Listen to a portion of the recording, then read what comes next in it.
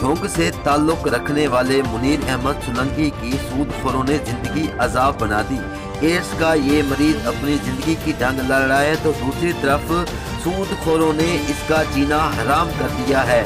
आइए देखते हैं फारूक सोलंकी की ये रिपोर्ट। ढोंग शहर का रहायशी हूँ, बस्ती सोलंकी का रहायशी हूँ, तहसील सादकाबाद का। मैं वज़ीर आज़म इमरान खान को और वज़ीर आला उस्मान गुलजार को और अपना AG पंजाब और अपना DPO रहीम यार खान से अपील करता हूँ कि मैं नुकसान में आ गया हूँ। मेरे पास 1 किलो आटे के पैसे भी नहीं है, मेरे पास एक हांडी के पैसे भी नहीं है। मुझे सूदखोरों ने बर्बाद कर दिया। मेरे पास अब कुछ नहीं है। सूद के ऊपर सूद लगा के मुझे इन्होंने बर्बाद कर दिया।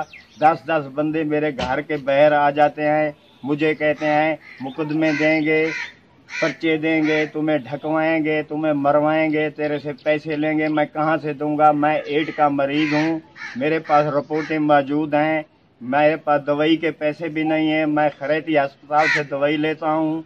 मैं अब कहाँ जाऊँ? मैं खुदकुशी करूँ? मैं कहाँ जाऊँ? मैं क्या करूँ? मैं आला हुकाम से अपील करता हूँ, मेरी मदद की जाए, मेरी जान छुड़ाई जाए, मुझे तहफ़्फ़ुज़ दिया जाए।